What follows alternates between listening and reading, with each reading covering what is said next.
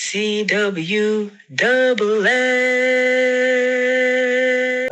Just for like people need to do more podcasts. I feel like That's why I feel people need to do less podcasts. Nah, Not everybody needs a mic. not everybody needs a mic. That's true, but I think like more people should just do things. I feel like people don't do enough things.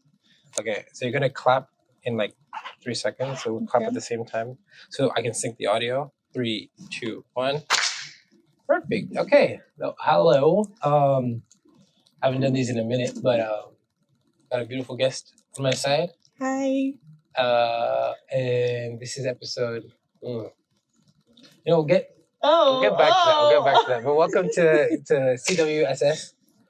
And go ahead. You can introduce yourself. Tell us a little about you. Hi, my name is Marina. I am 21 years old, Virgo in my core. Don't laugh. Sorry. Sorry. Honestly, I don't even know. Like, there's nothing that I don't do, so I don't know where to start with my introduction. Damn. I'm kidding. That's respectable, actually. No, I should be humble. I should be humble. No, don't be. I study law in Brussels, but I also do my creative things on the side. I am a set designer, coordinator. I don't know. I do a lot of things. So nice. Versatile human. And when you say like set designer, you said director? Coordinator. What have you coordinated before? What have you? So I actually recently got the opportunity to get into my creative side more, and I got this opportunity through Thrill. It's an organization here in Durban, and they actually asked me to help with this cooperative. I think it's called a cooperative. It's called B100. Oh, the one that I went to? No, that's the one. It's called B100. So I'm basically helping with the production of the fashion shows, the music, helping with the visual arts. So that's what I'm doing. And so it was Thrill also part of the tape? But that's nothing to do with that. It was filmed at the same location where Thrill is at, but I don't necessarily think that it's by them. All right. But, yeah. All right. Anyway, I just want to say real quick, this is what's his name? This is Peter Jansen's atelier. We got the right to film in front of it, so if ever you want to see, I don't know, art. No, he actually makes soap art. He actually makes soap art. Like he did this. I don't know what this is, but it's his. So, and he's in the building right now. So if you see him pass in the background, don't pay much attention. No, pay him a lot of attention. Give him his flowers. No, just give him money. Don't pay attention. Pay money. Like that's what he needs. Okay, I got you today. I was supposed to have you like last week, I think, or a few months ago, actually. Originally, right? Yeah, you must have confused me with another bitch. None of that. I remember, when you filmed Dice's video, when was that? That's the first time I asked you. Oh, really? Yeah. I don't remember, but I have ADHD, and I don't remember a lot of things. Anyway, sorry. So let's pretend this is the first time I asked her on the podcast. And successfully. Okay. I've asked so many people, bro. I'm very excited to be here, though. I'm glad. Really? Like, yes, really? Very. But you haven't heard the episode before, have you? No, I haven't. Okay, that's great. No, I like that. That's better because then people don't... Like, I haven't had someone that's listened to the podcast extensively do on the show. So it's kind of nice because they don't have their own mindset on how they're going to answer questions, you know? Yeah, I'm just going to wing it, honestly. That's the best. I don't know what he's going to ask me. I don't know what we're talking about today. That's the best. I'm just... Okay, so the podcast is about self-sabotaging. Oh, that's a good one. That's a good one. That's the title. Okay. The title is Conversations with a Self-Sabotager. So it's mostly conversations with me because I usually do the episodes alone. Okay. But now that I'm in season 3, I want to ask other people how they do it, what they do, how they feel and stuff, you know? Okay. Because I was thinking about this yesterday. I was just reflecting on my life, reflecting on the past couple of months, and I was like, damn, I've done so much self-sabotage. That's so crazy. I still do it. Like the fact, so I used to release an episode every Monday. And the last Monday I released an episode was like July. Oh. Exactly. So it's like the whole podcast is about that. And I'm doing the opposite. You know, it's like I understand. I'm not happy about that, but whatever. We move. Artists take breaks, unnecessarily break. No, necessarily necessary. Don't worry about it. The breaks are needed. Okay. The breaks are needed. The breaks are always needed. So the first question that I ask all my guests: okay, what self-sabotaging tendencies do you have, and do you know what self-sabotaging is in your own words? I actually do know what self-sabotaging is. I will not give a definition because I will not make a fool of myself. But I've been actively talking about this with my therapist a lot. There's one big thing that I always do, and that's when I feel stressed, especially for exams or anything academically like that I have to do.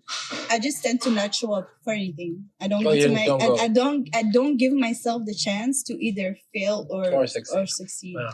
So that's one big thing that I always do, and not only academically but also in my friendships, in my love life. I feel like everything is too black and white for me, and if I feel like I have a way to get out, I will grab, like, I will use that, and I'll be like, oh, but this and this and this, so I'm a dip. Yo, I ain't gonna lie, Sam. I ain't gonna lie. Right? Like, it's just easier. That's if people are good to me, if people are like, if I feel comfortable, if I feel good, I'll stay in that environment. But as soon as something is not to my liking, and I feel like, oh, this is my way to get out of a situation, like, I will take that chance. And I know it's unhealthy because I'm always preaching communication, but like, I'm exposing the fuck out of myself. But I think that's the beauty of this. It's like when I talk, especially when I'm talking to myself, most of the time, like, even if no one listens, you know what I'm saying? While I'm talking, I'm realizing all I'm saying is real. You know, I'm like, oh, this is real. So like, when I get people on this, I want to make sure that what they're telling isn't just real because they're on camera, but it's like they look at them, like, it's a time to look at yourself. You know what I'm saying? So anyway, that's deep. That's real though. No, this is about to get real deep. Yeah, we got a lot more to go. But no, I think I really relate with the whole, like, before you even get the chance to try, just leave, because, like, no one can say shit if you failed. No one can say shit if you succeed. So why would they say anything if you don't do it at all? Exactly. Like, but the thing is, it's like robbing yourself. Exactly, the opportunity, or even the chance. Robbing yourself of opportunity, and not just like with anything. Like, really, with anything, robbing yourself of an opportunity. Too many times. Like, and the worst part is, sometimes you feel like you're healing from that. You're like, oh shit, this week I went to everything I had to do, and then, like, give it like 2 weeks, you're back on the. But you know where I think that comes from? Especially for me, I think it comes from feeling like you don't deserve it. Oh, yeah. Feeling like you're not worthy of the chance, or feeling like you're not enough. That's crazy. I'm watching this movie. I was watching it last night, and I got halfway to sleep. It's called Mr. Nobody. Have you heard it? I don't know. I've never heard of this movie. It's on Amazon Prime. They have, like, the worst movies. I'm sorry. You lost me at Amazon Prime. It's so bad. It's so, like, they have the worst selection. So I'm like, whatever, let me just. And the whole movie is just basically like this guy, his name's Nemo, and Nemo in Greek is nobody. Or nothing? Yeah, nothing. His parents just set him up. His parents didn't give a shit about this kid. So his first name is Nobody, so Nemo, and his last name is Nobody. So Nemo Nobody. So nothing nobody, right? So the whole movie is just like a bunch of flashbacks. Who wrote this movie? I don't know, bro. Who the fuck wrote this movie? But apparently it's a Belgian movie. But it's with Jared Leto, and, like, it's only American actors. But it's a, I guess, American-based idea. Bruh, the whole time I'm watching, I'm like, what the hell is going on? Like, Let me not say anything. But honestly, there was one point where they show this pigeon. And the pigeon inside a cage. And he has to press this button like 20 times, and then the cage opens up and he can eat food. So he starts pressing the button, and then the narrator, I think Jared Leto, he's literally saying, like, yeah, this pigeon's in a cage, and when it does something, it receives something, just like every human wants in life. But then he doesn't know that every 20 seconds, the cage opens up regardless. Okay. So at one point, the cage opens up, he eats, and then the cage closes, and so he starts flapping his wings, the pigeon. And so, I think he started flapping them because he was scared initially, but then now he's just flapping his wings for 20 seconds and then it opens. So he thinks, oh, because I flap my wings, I deserve. So instead of like, it's just like what you said, you know, we don't feel like we deserve things, so we do things so it makes us feel like we deserve something. The pigeon was doing that. For a bad movie, that's a good it's crazy. Like there's some really crazy science in that. I haven't finished it yet, but it's pretty deep. It's pretty deep. Okay. But I'm just saying, like, you know, there's a lot of things that come to us when we think we're at our lowest and we're like, oh, we don't deserve this, so let's not even give it a shot. Like maybe it's just the universe saying like, here, this is a freebie. Like this is just for free. Just take it. Exactly. Yeah. I still struggle with that so much till this day. And I feel like it's something that is so inherent to me that I feel like no matter how much I try to work on this through therapy, it's just deeply rooted in me. How long have you been going to therapy, if I can ask? I think I started this year, somewhere in November. Okay, that's wild. That's wild. I've done like a couple of sessions. Shout out to Petra. That's my therapist. I love you. This woman changed my life. This woman changed my life. I even wrote poems for her, everything. Because she is really like, she's the best. Every time I walk out of the appointments, I feel like a changed person. I feel like so powerful and I just can't wait to go to the next one because I'm like, okay. That's awesome. Yeah. So I've shout out to therapy in general. Yo, if you can get therapy, go get it. Really. It's the best. You learn so much. And yeah, there's certain things that I feel like I could heal from self-sabotage because there's so many things that I thought I could never heal from. And you did. And I did. For example, I had a very bad fear of speaking in front of in front of a crowd. And I actually hosted my very first events, I think somewhere in April 20th Uncut. Yeah. It was the first time I ever hosted anything or ever really spoke in front of a crowd. Because I remember I had an oral exam a year prior to that. And I remember I was speaking into a mic because I had to give my presentation. I was shaking. You could visibly see that I was shaking. My voice was going through it. Like I ran out of the auditorium crying because I was just like... Before going or finishing? You finished and then ran? I finished and then ran because, of course, I mean, at least I wouldn't have finished if I was in that line. I did fail. Yeah. And this was... damn, these hero stories aren't ending well, bro. No, but that's when I thought, I will never be able to speak in front of a crowd again. And then I got the opportunity to host Uncut. And right before I went to do that, I went to see my therapist and I told her, this is what I'm dealing with and I want to fix it. And I really thought I wasn't going to be able to fix it. I really thought my anxiety is too high. There's so many factors, but I did it and I felt so good because I was really wow. And then I did it for a second time and it felt even better. So now I'm really okay. So now you're seeking opportunities. Now I'm seeking opportunities to really do it more, or at least now not just getting in front of a crowd, but also making it my own. There's something about hosting. It's not about you. It's about how you introduce the artist, how you pull everything together, how you make sure that you are always you know your shit, you know what you're doing, and people will notice if you don't. If you don't know what you're doing, they will be able to tell. So now I'm really thinking of, okay, how can I make this hosting experience something that is unique or special about me? What is it that I bring when I'm hosting? Instead of just being I'm announcing this person, I'm doing this, I'm blah, blah, blah. Now I really want to make it my own. So now that I have the foundation, I can build on that. And it feels so good because I really thought I was never able to do it. Nice. No, I like that. I like what you said about the foundation. I think that's such an important thing that a lot of people don't do anymore. Is since they see other people excelling in, I don't know, music or, they're like, oh, I can do that. Because they see what they do, I can do that. Because maybe you can actually do what they're, that moment that they're doing, you can do that. Backflip, whatever. But if you don't know how much time it took for them to get there, you won't understand the foundation that they have and the reason why they are able to have these views, these songs, all this. It's insane. Oh. Yo, it's Peter. Sorry, Peter. Peter, huh? Yeah, okay. Yeah, we're having a podcast actually.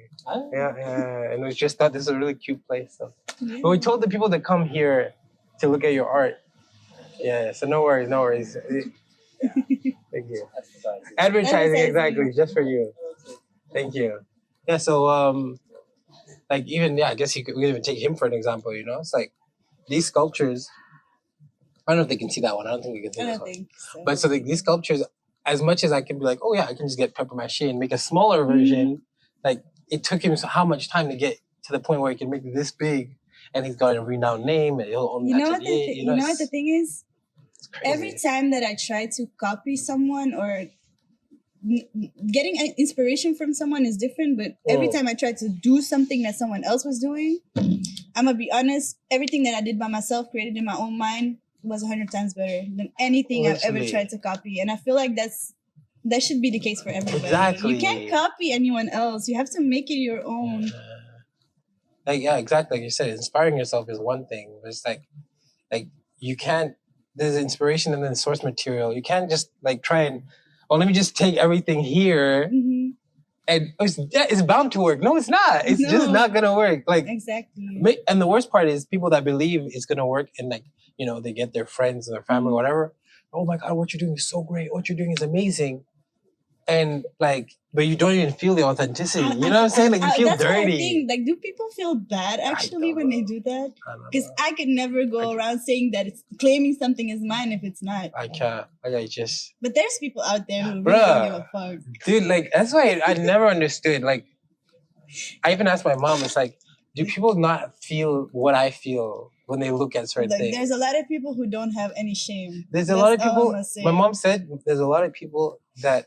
In the world, common sense isn't common, and that's like when she said that, I was like, "Smart man, woman, okay, wow. Your mom is damn." So podcast is now. your mom is a smart. Yeah, so not really human. Okay, wait. I haven't even talked about the subject. Yeah, sorry. So now she mentioned her self-sabotaging and what she does. So there's 3 segments. That's how the podcast works. And so we're going to start with the first one, which is not always the same. I think this time I'm going to freestyle it a bit. But basically, what would you do if you could go back in time and talk to 5-year-old you growing up, 10-year-old you growing up, 15-year-old you, right? So like, I feel like those are the 3 stages of life just changes, that's crazy. Okay. Maybe 5-year-old you doesn't know what the fuck's going on. So you don't really have to talk to her much. But like, what are you going to say? Early teen, late teen? I'm gonna start off with the 5-year-old one because I had a very chaotic childhood, and I feel like I was very much aware of everything that was going on when I was 5. Yeah, because I really had to step up. Yeah, I had to step up. I basically was a parent when I was a child, so I would tell my 5-year-old self to be a kid. To be a kid. Be a kid. Just. Don't take you're 5 years old. Don't take anybody's shit. That's not your responsibility. And just be a kid. Just enjoy. 10-year-old me, I would tell her keep that spirit alive. 10-year-old me, I remember I think I was almost 10 years old, and there was this the Olympics were going on in Beijing, I think, and our school was doing this sports day, a sports thing. No, not a sports day. It's like more of I don't know what it's called in English, but basically it's like an event that the school organizes where all the parents can go to and the kids do performances and everything. Oh yeah. It's like one day for you guys? Yeah. I know what it is. I forgot the name. Even in French, I don't know what it is. But I did in French. I remember when you have the Olympics, someone lights the fire. Yeah. Right? And I remember my principal came up to my mom and she was like, your daughter, she's such an amazing child. We want her to light the fire. I remember I was 10 years old. I was not afraid of nothing. I was on that stage, lighting that fire, doing dances, doing everything. And that spirit, not being afraid of anything, just being myself, dancing, it doesn't matter who's watching. I felt like I lost that somewhere. And I would definitely tell 10-year-old self, keep that spirit alive. Damn. But it's coming back. It's coming back. My inner child is healing, so I feel like I'm I feel like her again sometimes. Nice. And then my 15-year-old self, bitch, get it together. What did she do? Puberty. Girl, like if you're a girl, pressure or what? Like girl, if you're a girl going through puberty, like that's where all the insecurity starts. Definitely. You start thinking about everything. There was times that I didn't even like walking through the city alone because I felt like, oh, people are going to look at me because I'm walking through the city alone. I don't have any friends to walk through the city. Wow. I used to order a sandwich and I was so afraid of just like not just speaking in front of a crowd, but just speaking to strangers in general, like in general. What for the ordering the sandwich? Oh my God, I was studying. I was like, can I get it? I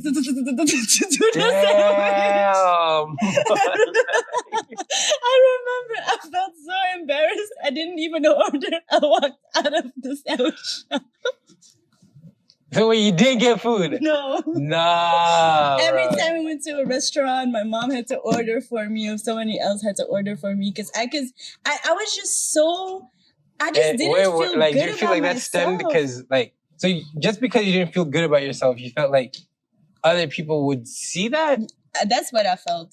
But the thing is, I also have a very, like, I can read people's energy very well. And because I'm also, like, highly sensitive, so I feel like because I notice so many things, other people notice so many things. But nobody gives a fuck. And everybody is thinking about themselves at all times. Literally. At all times. And that's something that I also learning. Because it doesn't matter if I'm holding myself back or I'm putting myself out there. People always have something to say. Literally. Literally. So till the end of the earth, bro.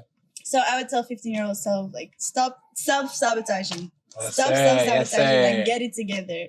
Damn. Live a little. Like, enjoy your teens. Like, I wish that I could go back to just being 5 or 10 or 15, just because the worries that you had, the troubles that you had, they were nothing. Now I gotta worry about paying bills, keeping myself healthy, eating. The amount of times I don't eat just because I'm like busy. I don't eat. I forget to eat. Literally. I also forget to drink water. Like, you know how, like, they say, like, just in general. Nah, that's crazy what you said to your 10-year-old self. Like, I think I didn't lose a lot of my energy that I was a kid, but, like, I definitely toned it down because of how other people, I thought, how other people would look at me. But the worst part is, like, again, like you said, no one cares. But also, I cared too much, like their worries were no longer theirs. It's like, I don't even know. But it's like I'll project what I think they're thinking on myself. So I'm like, I do something and then I look up and I see someone looking at me. I'm like, oh my God, they must think I'm a monkey. Or, like I'm the worst thing ever. Exactly. But it's like, dude, that person keeps on walking. You know what I'm saying? So why am I stopping my whole life? Yeah, exactly. The thing is, what I've noticed, I feel like, like I said earlier, even if I hold myself back or put myself out there, people around me, like I feel like they never really appreciate that energy. Like whatever I do, it's always something. Because I had very close friends of mine. You still have close friends? I still have a couple. Hey, no. I'm gonna tell the truth. Any person who has really hurt me, but with their words, is no longer a friend of mine. Okay, but I have like multiple people telling me the same thing, telling me basically that I steal people's energy or steal people's flow or try to get attention. That's what I'm trying to understand. That's what I'm trying to, like, I had 3 people who I really consider close friends of mine telling me, like, you always do stuff so people would like you. But I'm always in my mind like, oh, that's not even how I move, because I genuinely do things for people because I want to do good for my people. I love my friends. I love the people around me. I want to see them do well. And if I can do anything to help them, I will. And people take that kindness as, they see it as something negative. And that is also what has been holding me back a lot to really be myself. But now I'm at a point where I'm like, no, fuck it. I'm going to be myself and you can say whatever you want to say, because it doesn't... I remember the first time when I heard it, I was in shambles. I was crying. Second time I heard it, I was so mad. I was like, I was again crying for a whole week. A week? A week. Because like the first time someone told me was someone who I considered my best friend, like a platonic soulmate. I was like, oh, so it's like that. Second time I heard it, it was someone that I really was like hoping to build a good friendship with, and we were getting there. And I was crying. I literally spent 2 therapy sessions on this person, on that person. And then the last time somebody told me, I was mad about it for an evening, and then I was like, fuck you, actually. Fuck you, actually. Like, I didn't let it get to me anymore, and I'm happy I can see the That's progress. what I like to see. That's what I like to hear. Now, because, like, for the longest time, like, growing up, even now, till this day, like, I've never cared what people thought of me, right? Like, the idea of someone projecting their ideas on me didn't faze me. But my main issue, I don't know how, like, that's crazy. It's this weird thing in my head. I'm like, cool, you know, like, cool. But I reached a point where it's like, I now fear not what they'll think, but what I do isn't as good as what I usually do. You know, so like, let's say when I did that Waze video, I did a Waze video. I really liked it. It was one of my favorite videos I've done. And then I started recording another one. And I was like, this isn't as good. Or like the people that like that won't like this. You know, and so I'm starting to base my art or what I want to do on other people instead of what my head's telling me, you know? And so because of that, instead of even like going for the opportunity, I don't even move at all. You know what I'm saying? That's self-sabotager. It's fine. It's fine. It's like it's fine. Pure like, gold. I could give you like a whole like life coach speech about how you shouldn't give a fuck about like what other people think. But I think that's a journey that you have to literally, like, no matter what people tell you, go through yourself. Exactly. Matter. Like my mom, let me tell you something about my mama. She has never been wrong a day in her life, and I don't want her to see this. I don't want her to hear this. But every time she tells me something, it is like that is what it's going to be. That's the truth, and it has never played out another way. And but you still fight that. I still fight it. I'm like, oh, maybe this time is going to be different. Maybe, but it's actually scary how accurate it is. Like every time she tells me, Marina, this is going to happen, or this is what I'm feeling, this is what I'm seeing.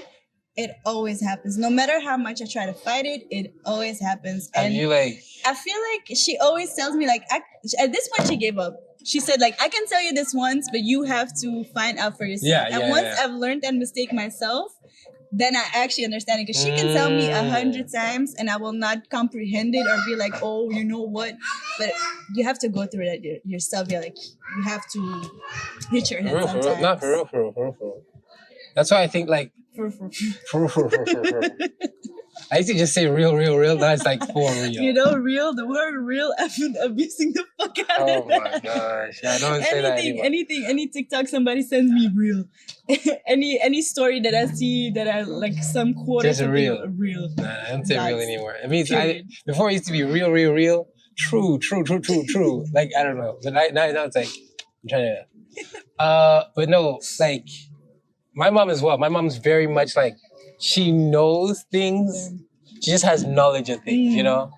And as much as you want to prove the demon or whatever wrong, you're like, I got this. When you come back crawling, like, Mom, you know, she already knows. Like, you know, like, they already know. Like, what news are you telling me? I think the sentence that I heard my mom say the most is, I told you so. Damn, my mom doesn't hit me with I told you so. She's just like... Always in Russian. So I was like, I told you so. Or I told you this was going to happen. That would hurt me. Nah, no, but at she this puts point, me down slowly. She's like... At this point, I'm coming to a point where I just take what she's saying. Like, where anytime she says something, I'm like, okay, you know what? I'm not even going to bother. Exactly. Let me not even try. I think that's a really smart move, because we have such a pride when it comes to other people's advice, you know, because we think, you know, especially me, I think I know everything. Yeah, we just think, you know, like, it's my life, so I know what my life is. Exactly. Yeah, so but we don't. That's why other people are older. I think that's it. More experienced people experience more things. That's it. It's not like they want to be better than you or they are better than you. They just know more. That's it. Because it's so funny. I have there's this American family that I used to babysit for a lot, and I used to tutor one of the kids, and I got to know them when I think the girl, I think she was 10 years old. All right. And I'm still keeping contact with them, but I see her now going through puberty, going through like the first year of secondary school. I see her experiencing all the shit that I used to experience, and I'm just like, the knowledge. All right. What's it? Where are we at? Okay, we're talking about that. Okay, next question, because that went long. Yeah, we can move on. Oh, thank you. Yeah, no, it really does. Yeah. So now that you know your self-sabotaging tendencies, which you've known thanks to going to therapy, but also just because of life, and you know what you would tell yourself when you were younger, is there something that you tell yourself right now, if you had the opportunity to just remove yourself as a third person? Like, let's say you're a passerby, you become a stranger, and they just come up to you, and they're like, listen to me. That's a good question, and I have to think about it. Yeah, think. Take your time. While she thinks, listen to these sponsored messages. I promise. This music's really beautiful. I don't think you guys can hear this, but it's really nice. Because the mics are really close to itself. I just want to say that from now on, weekly, not every Monday, but weekly, if it's Sunday, the end of the week, Monday, the next week, it counts. But weekly, there's going to be an episode, I promise. On my life, if I die, it's because of this. That's because of this promise I just made. She can attest, everyone that's listened to can attest. If this doesn't happen, of course, unless I announce that I'm stopping the podcast, if this doesn't happen, then... Okay, now you're really committed. Watch me stop the podcast the next week. That's yourself sabotaging again! Come on now, I thought we were better than this. So go ahead. I think it would be, the first thing that came to mind and that was really like screaming in my head was stop being so afraid. Okay. Stop being so afraid of literally anything. Because to me, I've always been a perfectionist, and especially growing up in an immigrant household, it's really like achievements, grades, like just achieving something like the black on white. I keep saying I see what you mean. I'm looking for another word, but what's the word that I'm looking for? I'm trying to think of that word. But I know what you mean. Like when you say achievements, it's like your parents came here on a sacrifice, so you have to do certain things. Exactly. Yeah, so I've always gave it my all in everything that I did, and I feel like just because of that, I've always excelled at school. It's always been very easy for me. Like I was really like a wonder child, basically. My mom did not have to worry about me. I was keeping like the whole family together.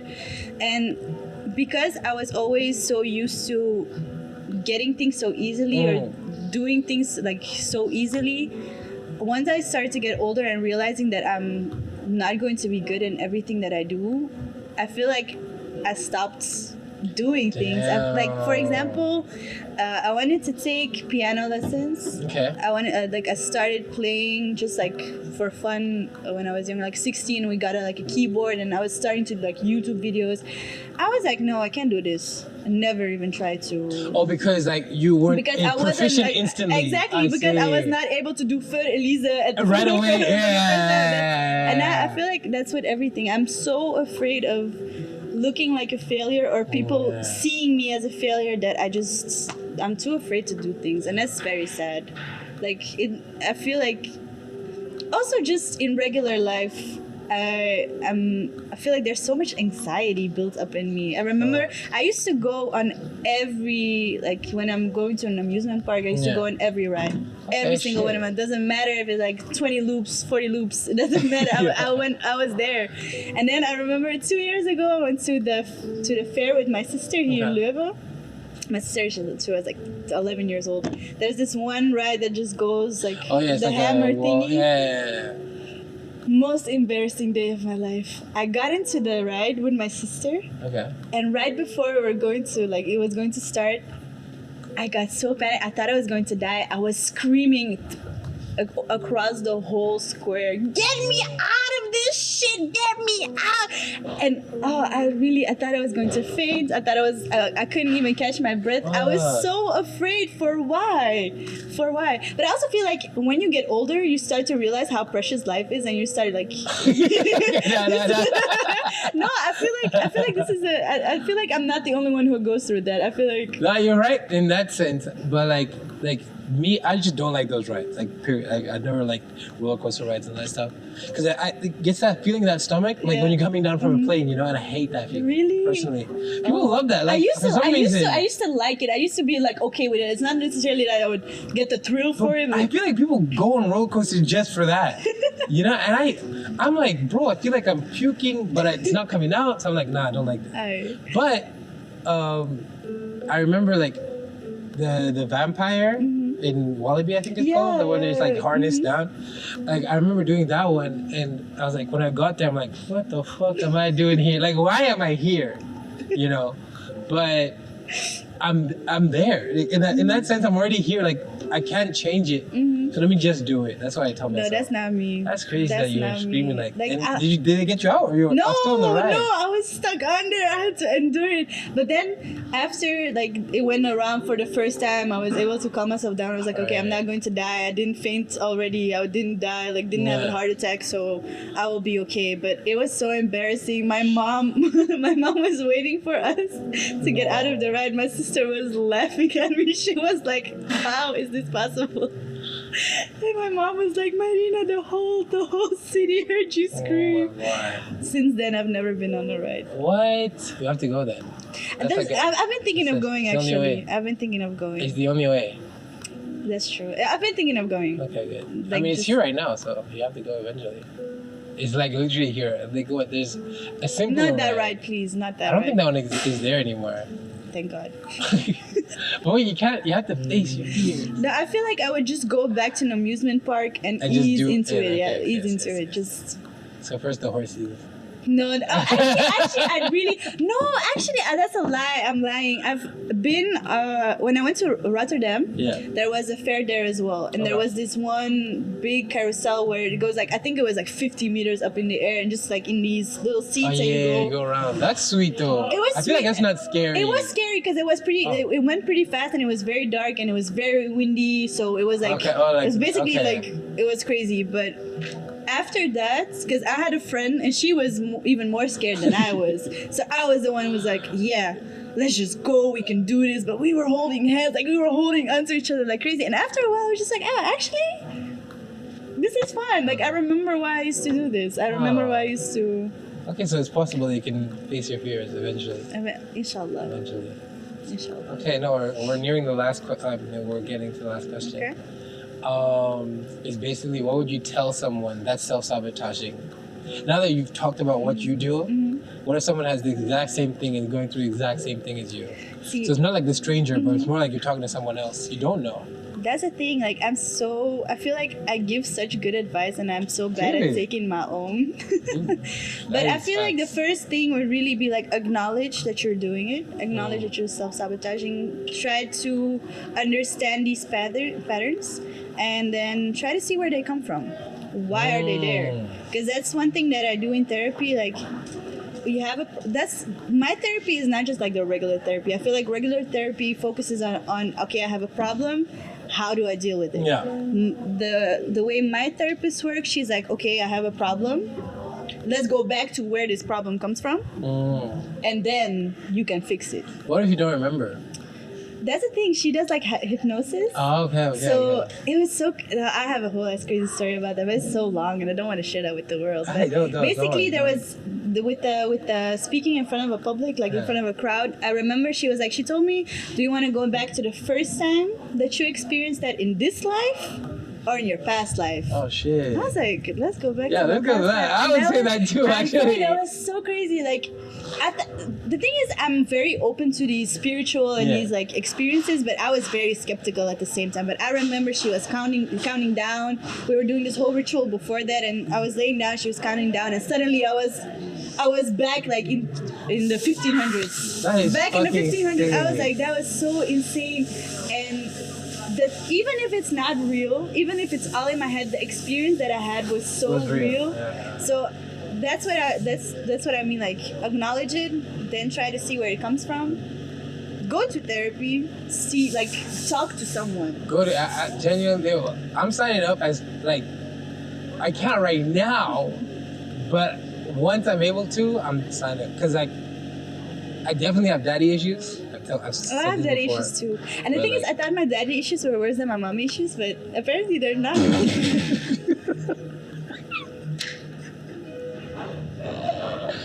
Oh, I should not laugh at that. I should not laugh. No, it's okay. It's okay. I think it's pretty funny. It's just the way you delivered it. I thought my mommy issues were worse than my daddy issues, but apparently they're not. Like it's the other way around. I can't.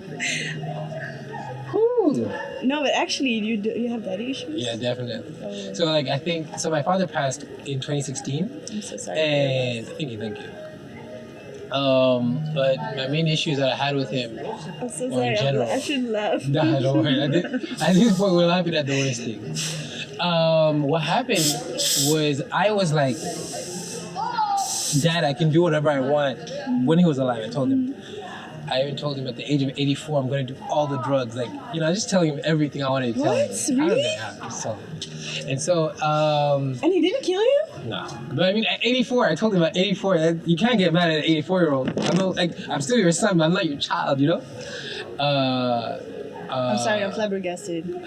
If my parent was like already passed away, they were rise from the grave, beat my ass, or show up in my dreams, terrify me to death. To never do it. To never do it. No, like I think the idea I had behind that, like telling him, and also the idea behind it, is like, I'm 84. I feel like I've experienced a decent amount of life. Okay. But I've never done anything like that. So like, let me do that. I would never admit to my parents that I would do drugs. Yeah, all right, fair. Anyway, so he was very like orthodox when it came to life, like an African parent. And I'm assuming also Middle Eastern parents are like this.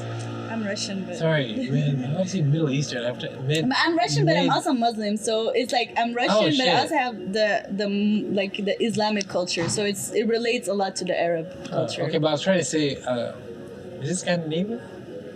What Scandinavian? Russia. It's part of that. No? No. Wait, no. What is it called? Sweden, Norway. That's Scandinavia. Slovakia, Lithuania. Where's that? What's that? Like the. Is that you too, though? That's the Soviet. The yeah, Soviet but what's the name of that? Is there not a name? It's not Middle something either. I think it's like the Eastern Europe. Eastern Europe, yeah. So I say Middle Eastern. You see, I'm trying to say just Eastern. Okay. Jesus, brain. Anyway, so same mindset. So yeah, let's just. That's crazy. The worst part is there's people that watch this that know I'm fucking terrible at geography, so they're just gonna fucking really? go in on this. Oh. They're gonna like. I'm never gonna hear the end of that. That's no, you shouldn't. That's embarrassing at your grown age. Bitch. Okay, listen. I have no time for this. Sorry, I keep interrupting you. It's okay. That's the whole point of a conversation. Anyway, so he was always like, you have to get a normal job. You have to get this, Traditional. And I hated the idea behind that because I wanted to do things untraditionally. Like I wanted to play video games for a living. I wanted to do that. At one point I was in a relationship with someone that I met on the internet, and I was so adamant to prove to him that it was a real person and that it was a woman, and it was like everything was cool. But like he wouldn't believe it. He was like, yeah, that's like a bot, or it's like, and so I was fighting this imaginary like image of my dad after his passing. And I told him this when he was alive still, but like after his passing I realized like, bro, like I'm still fighting him, but he's not here, what am I fighting for, And so I felt like I was really wasting time. I was doing so much unnecessary things. But I feel like people who passed away, especially ancestors, relatives, they're always there. I feel like they're always walking with you. But more like, I'm arguing or I'm having like quarrels that have literally passed the time of like the age of time. Like they don't exist anymore. So I don't know what was stemming me when I was 22 to still be so like pent up on this, Like of course I wouldn't say it's just like a let go type thing. Do you have a problem with authority? Maybe.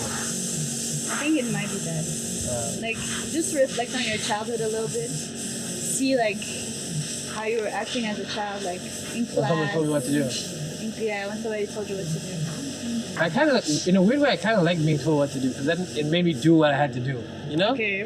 Like, I don't know, let's say I'd be more motivated to do it when I know what I'm supposed to do. Oh, okay. Like, you know, when it's broad as like, shit. That's more like guidance. No, but like sometimes, like, especially in gym class, yo, William, like, I was not the Speedy Gonzalez. Okay. I'm not still, but, you know. Okay. So it's like, run laps, whatever. I'm running, and then if they're not looking at me, I'm like, I'm chilling. And then one time they fucking pulled up in a car, because we were running like across the block, and then they're next to me in the car, and I got this more strength to run, even if I was tired in my head. It was all a mental game. And granted, you know, you could say like, oh, yeah, the pressure of the teacher being there. But it was more like I felt encouraged because they cared about me more than they cared about other people. So them being next to me. Oh, but then we're talking about attention. Then we're talking about, I feel like there's a lot of aspects that go into this. Yeah, exactly. So it's not, of course, it's not only daddy. It's like more like everything. Mm-hmm. But I think like that's my main, like I just gotta check it out. Do you feel like you've made any progress? Oh, hell yeah. Oh, okay. Yeah, definitely. Yeah, because I used to not tolerate a lot of things. But I would suck them up, you know? So eventually my boundaries were no longer boundaries. They're just like... I've never had boundaries, actually. Hey! I only recently started to develop, like... Oh, she hurt herself. Oh. Yes. So wait, you never had boundaries? No, I felt Is there a reason? I feel like it's a lot of the things, like a lot of the issues or the way that I am, who I am, are really stem from my childhood. Yeah, but then that doesn't mean you can't have boundaries, though. I know, but I felt like because I was always living for somebody else, I felt like my life's purpose was not my own. I felt like I was not really living for myself, or that's also why I felt like, oh, anyone can just ask me anything. I'm supposed to do anything. Like I was always the person who was like, you ask me something, it's done. Yeah. And it didn't matter if it was hurting me, because it was like, if I can do that for somebody and they can tell me you did a good job, then I'll be happy. But now I'm starting to learn that fuck all of y'all. No, honestly, because like so yeah, my boundaries, they existed because like a lot of times I would say things like I'd make sure people know what I like or whatever. But if someone's more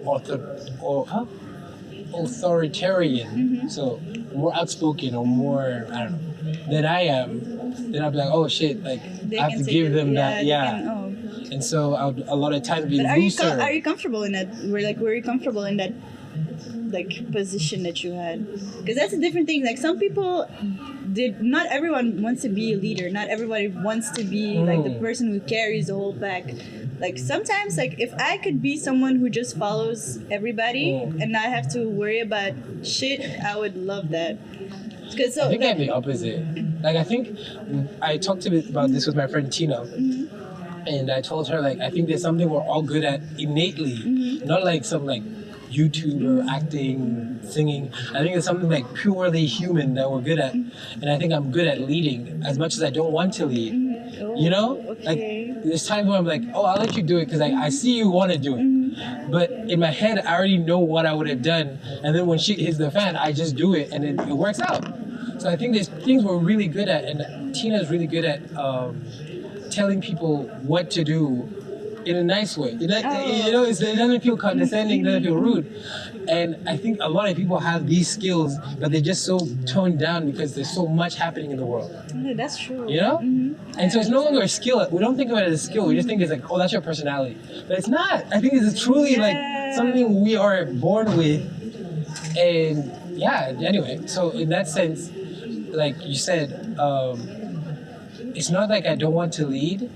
It's more like I want to see like other people lead, maybe to see how I would do, you know, to change that. So you're like a passive. Yeah, like, very much. passive. Yeah. I'm psychoanalyzing you right No worries, now. no worries. No, I'm very passive when it comes to things. No, this is great. I like this. I like that a lot. Man. I'm too active sometimes. Like Yeah. I hate group projects Yeah, group projects because are hard. oh I have such a crazy story to tell. Go I ahead. remember this like I had a class, like a French class, and my French is terrible. Like it used to be so good like in secondary school, but after first year of uni, all gone. And I was in this group. I was working with one girl that I knew and I liked her, and we were just in a group. And then 3 other girls signed into our group. Oh, so it was initially just 2. No, initially you had to have 5 people, but I only knew that girl. And then suddenly like 3 other people just joined because they were like those were the only groups left that were open. Okay. And I'm really just about my shit when it comes to school. Like when it comes to deadlines, I really like I don't like try not to miss any, especially when it comes to like actual tasks. Exams is a different question, but like it's different. But so yeah, we had this assignment that we had to do because we had this case that we had to work on, and eventually we're on this group call. And me, the perfectionist and just the nerd that I am, I was already like, I was going through the questions, I already prepared a lot. Okay. And not just for myself, but also just to, I didn't want to be in that group. I didn't like those girls. I didn't like them at all. I just wanted to be over with as quickly as possible. So I already prepared everything for the sake of everyone. And I was not able to share my document for a reason. And I asked like one of the girls, like, oh, can somebody like open it up and then whatever. Some girl starts sharing her screen. Messages start popping in about me, being like, this girl, like she already did everything, and then she's going to tell the professor that she's. Wait, while she's sharing her screen, the messages are. The girls were messaging each other, and did she not see that anyway? Yeah, I don't know how they could be so stupid, but that's the thing. Like the messages came in, and it was like all shit talking me, being like, oh, look at her, like doing the most and doing this assignment, like. Eventually, I just kept my mouth shut. I saw it all happen, and after that passed, like a girl asked, like, "Oh, what should we do next?" And I was like, "Since I already did everything, apparently, letting them know that I saw it." Oh, they were shocked. They were shocked. This girl, like the girl who was messaging, the girl who was sharing her screen, starts texting me. She's like, "Oh, I'm so sorry that I hurt you. I'm so like blah blah." I'm like, "Girl, you did not hurt me. You hurt yourself. Sorry." I was really like handling it in a way that I thought was mature, but it also made me realize like sometimes. It's annoying. I realize that it's like if somebody constantly is like taking the lead, telling you what to do. I understand. It's not like they did me wrong. Yeah, they did me dirty. Yeah. But I can understand if you could feel that way. But just be a mature person about it. And do your work. If you do your work, I'm not nagging you. I won't be nagging you. If you do your work, if you get on your Zoom. No, but that's like I'm too active when it comes to like taking the lead. Like, even in relationships, I think it's a good. Like, I genuinely think there's a line, right? There's a line of like I this is why I do when I let people take the lead is I watch them, I observe, and it's like when you do a certain amount of mistakes, then I'm like stop, you know, like it's cool, you want to, but after the first mistake, you're done. You're off the field, on the bench. On the bench? Like, did I even play anywhere? Nah, bro. I feel like either I could be an amazing coach or I would be a terrible coach. Because I think that's a really cool experience that I think everyone should have. Like coaching at just like children or something, you know? Something that's not important, but it's like to show. Teaching children is not important? No, coaching. Teaching is important. Teaching is very important. Coaching children, like to play football or something against another team, like just imagine like how much energy someone will be like, okay, you gotta do whatever the fuck you want. Or someone will be like, you're the best. Everyone else sucks. You get the ball you know what I'm saying? Something like that. That'd be really interesting. Complexes though. Oh, that's their future. That's their business. It's like it's time for us. It's time for us to learn. You know, they'll learn. We're learning. You know what I'm saying? Like I feel like. In my mind, I feel like if I would be a coach, I'd be Coach Carter, like Coach Carter. Okay, in your mind, yeah. In my mind. But the execution would be like, No, that's not true. Yeah, like you don't stutter anymore. I should know. Anymore, so you're good. I never In that stuttered. sense. Yeah, you said. 15. Oh, yeah, that's true. You gotta prove like I never. Yeah, that's the thing. I have ADHD, and it's so crazy because I be forgetting everything. Like every time But wait, your ADHD is also short-term memory loss, or what? Like, there's no, don't correlate. No, I forget everything. Like sometimes I feel like I live in a different reality. Like the thing is, I have such vivid dreams that sometimes I feel like my dream was a reality or a reality was a dream. So I have like a very hard time with, oh, this was real and this was not. I'm living. What's the worst dream you've had? Oh, actually, this is so great that you asked me. Well, what time is it? Shit, I have to record again. Whatever. Oh. Go ahead. Today, actually, not the craziest dream that I had, but I woke up from a nightmare 1 minute before I had to wake up to go to work, and it was so crazy. It was like I woke up in a panic. That's new, right? Yes, it's okay. Love and gratitude in my mom's handwriting. Oh. Anyway, sorry, go back there. No, it's actually not a crazy dream, but it was about a serial killer. There was not crazy, by the way. No, there was. it was so, I don't remember the details, but I remember there was like this woman, like a police officer, and she was going around like saying that there was a serial killer on the loose. And instead of capturing this man, she leads him to my residence, and like he starts abducting people. And I'm like smart about it because I already I peeped. Everyone was running away, and the people who didn't know they were getting abducted. Yeah. And eventually, he tries to get into my room, and suddenly my brother appears for some reason. But I was like, okay, cool, my brother is here. Yeah. So the serial killer tries to get in, and so I hand my brother a pair of scissors, and I was like, you're going to stab him with this. Because I really had all the faith in my brother that he was going to get us out of this. Eventually, he gets abducted, and I'm like, not my brother. So I start strangling this man. Wow. Yeah. Okay. Yeah. And eventually, I wake up in a panic. I look at, when you wake up in the middle of the night and you look at your phone and you see the time and again, I 2 more hours of sleep, 3 more hours of sleep. 1 minute before I had to wake up, 6 in the morning. It was 5:59. I was so mad. I was so mad.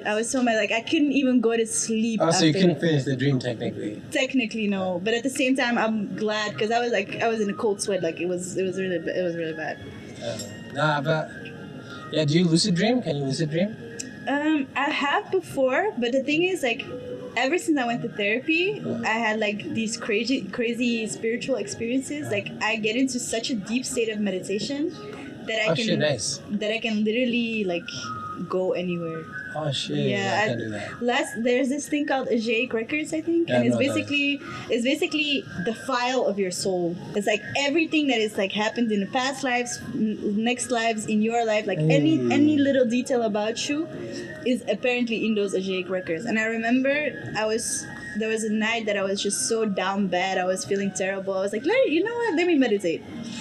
And it was the day after I had therapy, so I was already in this state of reflection and very deep. It was very spiritual. Eventually, I do the meditation and I end up feeling the presence of God, reading into my future. It was that's a whole ass episode on itself, but it was so crazy. So to me, I don't even mind that I can't lucid dream because I have that. Yeah, I had multiple of those experiences, and it's so crazy because, like I said before, even if it's not real, the feelings are real. Yeah, and exactly. what it did to you is real. So it's so wild. Damn. And I remember getting out of that, and I felt so grateful because I was like, not everybody gets to experience this, and I felt so bad for people who don't get to experience it because I literally felt like I was getting hugged by God. Dude, that is crazy. Yeah. That sounds so amazing. Yeah, that's why I love my therapist. She really opened a whole. What's her name? Petra. Petra. Yeah, sorry. Yeah, Petra. Now she cool. She popped up. That's my dog for real. For real. What? That's crazy. No. I feel like we barely talked about self-sabotage. No, we did all the topics. I have one more question. Okay. But I have to re-record. Okay. We can do that now, so I don't feel that I can. Okay. What's it called? So this is what I ask a lot of everyone that comes on the show. to recommend a book, a movie. What's the last one? A book, a movie. And how they felt on the podcast. Yeah, okay. Okay. A book. Yeah. There's actually a book that I've like started just this week, actually, like 2 days ago. She started this like last year. No. I'm telling you, I've recommended this book to a lot of people, but I haven't started it actually. And now that listen, right. I heard a lot of good things. It's called The Artist's Way, and I feel like you would benefit from The Artist's Way. It's basically a book about upping your life in like being your most creative self, and this book is guiding you to be your most creative self. Okay. Like you get these, for example, it talks about morning pages. You have to write every day. You have to journal 3 pages, like when you wake up in the morning, 3 pages of every thought that you have in your mind. 3 pages. 3 pages. It's a lot of pages. It's a lot of pages, but it helps you. It helps you release everything that is in your mind, so you can be throughout the day your most creative self. You don't have all these thoughts like running through your mind the whole day. So it basically like learns you this kind of discipline and this routine for yourself. And I've heard like people have transformational stories, and I've just started reading it, getting through the introduction 2 days ago. Let's talk about how spiritual books have the longest introduction. For real. I want to thank my mom, my dad, my colleague, my cat. Literally, come on, like get like to low-key, I look at the beginning of the book, I'm like, if you didn't read it, That's the thing. Like, I always used to skip the introduction, but just because I was like, you know what? Actually, I skipped it, but I listened to it on an audiobook, like the introduction on an audio. Just because I was like, I'm not reading all of that. Yeah. Like. But what book have you finished that you actually liked? Or you're not a reader? I have to think. I'm not a reader like that. I've read like there's this book like the spiritual. It's like a book about Islam and love. I don't remember what. Your brother actually did a book club on this, I think. Untethered Soul? Huh? The Untethered Soul with the ignored No, persons? it's like shit. Do you know what it looks like? I know most of the pictures. I think I might have it on my phone actually. Oh. No, actually, it's not. It's not that deep, I guess. It's not that deep. Okay, then movie. Or series, by the way. Or it can be both. You should have both. It doesn't have to be some spiritual movie series. I know. But the thing is, like, I don't watch movies like that. I don't watch. There's so many movies that I have not seen, and people are shocked that I haven't seen them. What about movies that you have seen? Wait. There's one movie that I really recommend. There's 2 actually. Donnie Darko. Okay, that's a good movie. That's a good ass movie. First it's long, time I though. saw it. It's long. It's like 158. It doesn't even matter. Like I was watching that shit and I was eating it up. I love that movie. That movie changed me for the better. You heard it here. Because it was just like it was so. I think I watched it when I was 17 or something. Yeah. And to me, it was such a. I was like, this is cinema. This is indie. This is like nobody knows about this. But like everyone knows. Everybody knows about this fucking movie. But my sister actually started this movie. I think she watched it this year, and I was like, oh, I watched it already. Like, I watched it when I was 17. It was crazy. Avant-garde. Avant-garde. Yes. Yes. Exactly. And then there's the second one. I think this is a movie from the 90s. Or the early 2000s. It's a Chinese movie. It's called In the Mood for Love. Oh yeah, that's crazy. That movie's beautiful as shit. But that's also like what I love about In the Mood for Love. Because I can't talk much about Donnie Darko because I haven't watched it in a long time, so I can't. In the Mood for Love is like it shows you what it is to be alone. You know what I'm saying? And that's so beautiful. In the Mood for Love is, I think, till this day, still my favorite movie. Not because, like, okay, people can say, oh, maybe it's boring or whatever, but just the colors, the cinematography, the way it was shot, the everything. I think it's a story to me. Yeah, like, I mentioned those qualities are crazy. Even, like, the red on the white. I don't know. This color usage is crazy. But it's just, like, what happens for them to get to that point? Because I don't want to spoil it. Yeah. But for them to get to, it's so real. Like it's such a real occurrence, and like there's no fault at it. Like I'm not like, oh my god, they're bad people. Like what they're doing is just what they wanted, but they weren't getting. I don't know. So yeah, I'm telling you, that was another movie that till this day I can't get out of my head. And that's the thing. Like I said, I forget everything. So you didn't forget that one. That's the thing. I have like series that I watched 3 times already, and I can't keep rewatching because I just forget everything that happens. Yeah, I'm lucky. Bruh, luckiest. I'm telling you. Because I don't have that. I remember so much. Like the smallest I don't remember thing. anything. I don't remember. And that's so bad. People laugh at me for this, but I don't remember shit. I wish I could do that. Because there's so many movies and series that I would rewatch. Really? No, I'm telling you, like one of my favorite series, Modern Family, I watched that shit 5 times because I feel like I keep forgetting what happens. What? And you never like while you're watching it, It happens like sometimes like when it was an episode that I really liked and I'm like, oh yeah. But I was rewatching The Big Bang Theory. I'm actually rewatching it right now, and I was watching an episode and I was like, I've never seen this episode in my life, and I watched it like 2-3 times. What?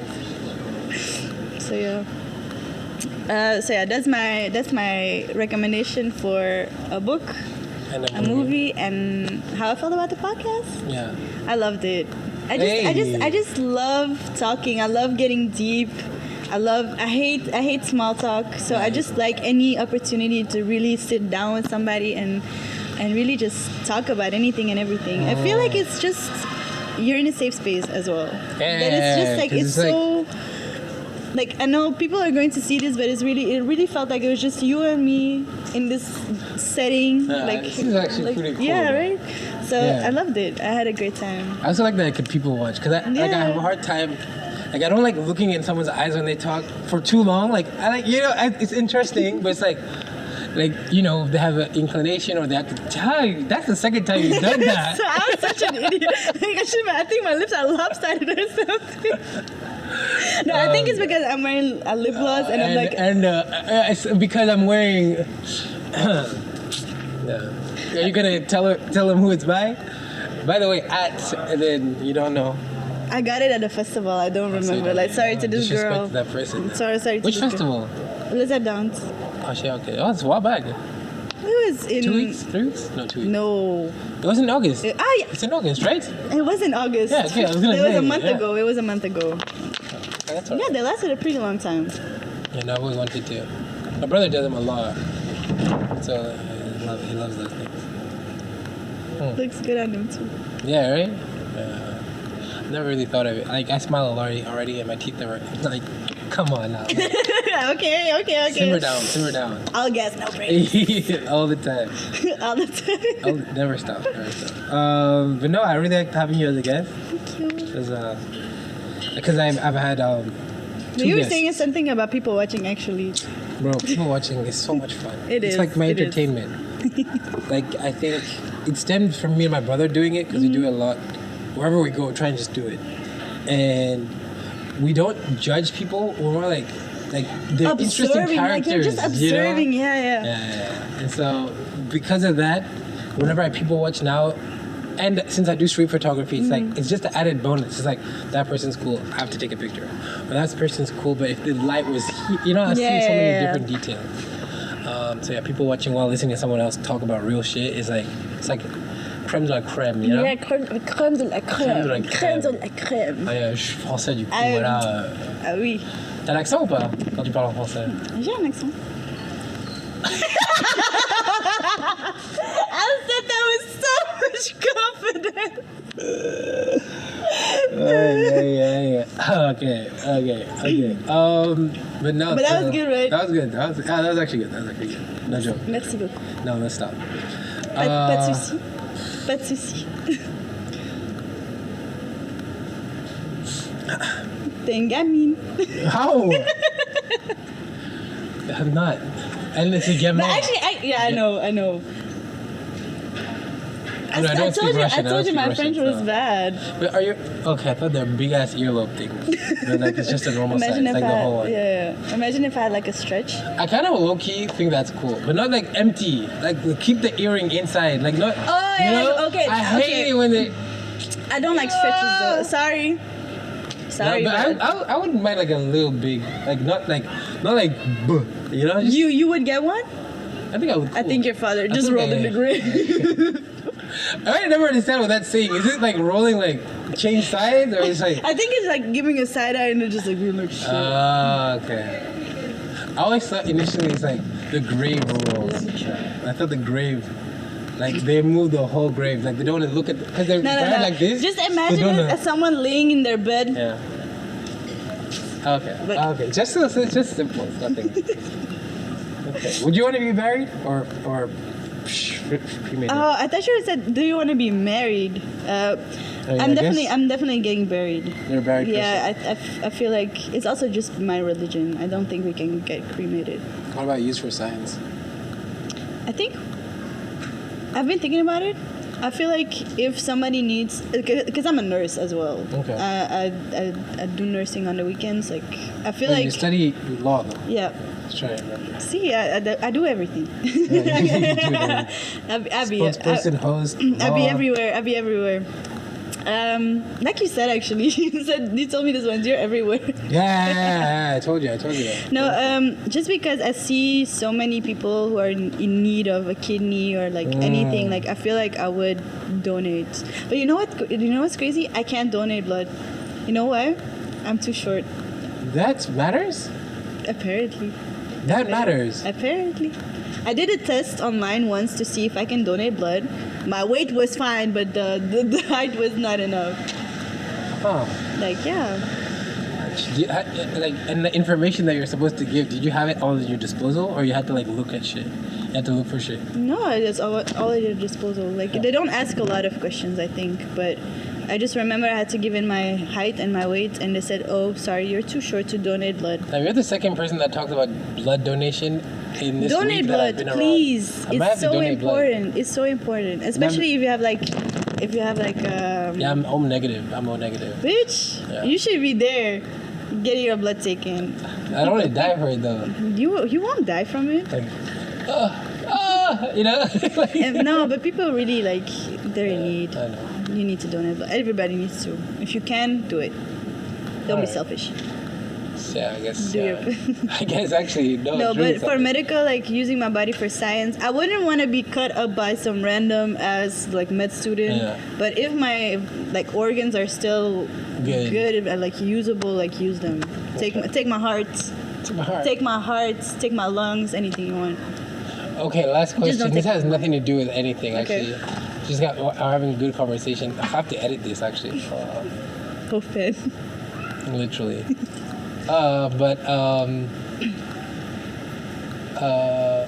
Where do you think the emotion of love comes from? Is it from the heart, from the mind, from the soul? I had this talk with my therapist too. Not just per se love, but some people, their energy either comes from the mind, the heart, or the gut. The gut, true.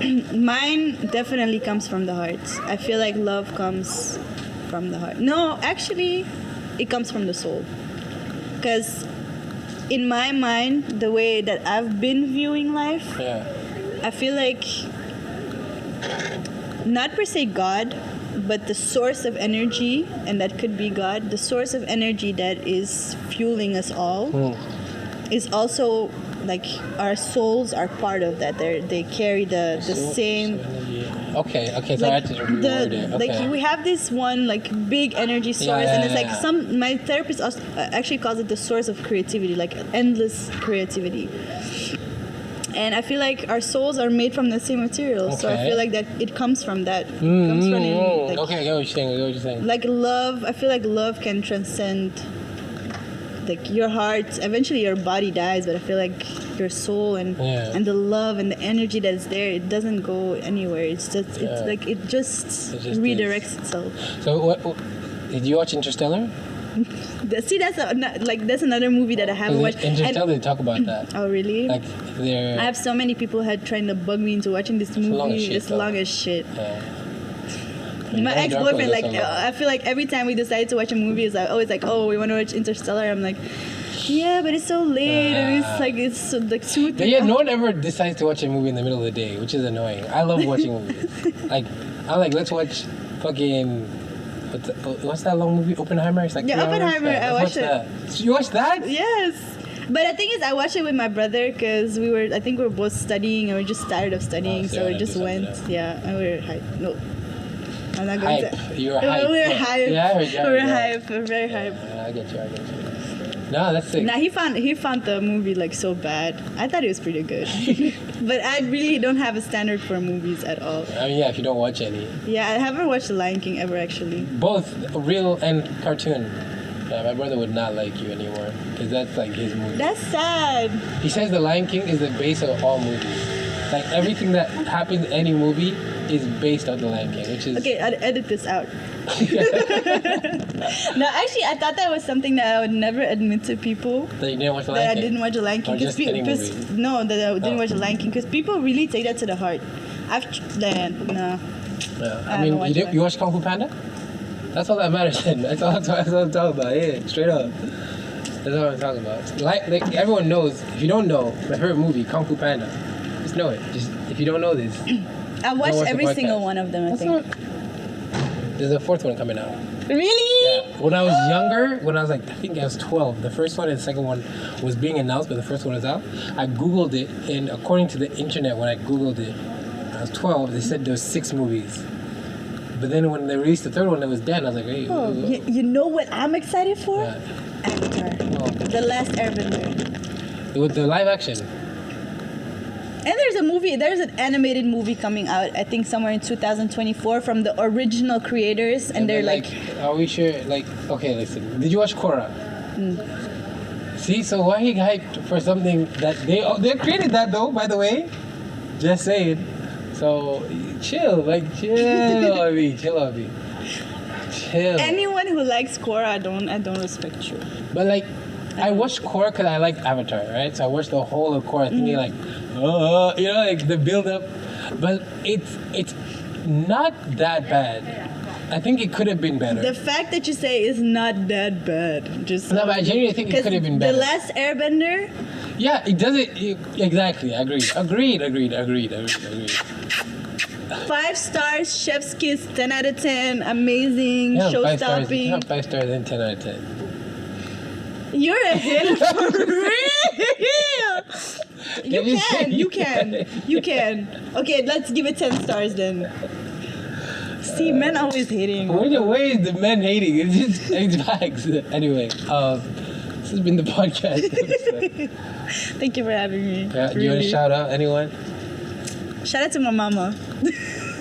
Shout out to her. That's all. Let's say it down. Fuck all the ops. Maybe, I don't know. I don't really I always find shout outs corny. I think that's why I like shout outs. If you get shouted out and then they tag you, yo, watch this episode. But that's the thing, even cute. if I say my name, this is my Instagram handle, people do not know how to write that shit down. My name is Marina Sapali. I'll write it. I'll write it on the screen. Don't make sure you don't make any mistakes, please. I hope that. Yeah, anyway. Okay, thank you. Yeah, thanks for watching. It's only been a long episode. I think if I like the conversation, I'm going to make it long like this. If I don't, it's going to be 30 minutes. So everyone you had on before? Everyone was 30 minutes because the first one I had to leave, and the second one his girlfriend was there, so they had to go. Second one, me and the second one, we talk all the time. And now it's in Portugal, so all time. I can't talk to me anymore. Oh. Okay, anyways. Yeah. Thank you again.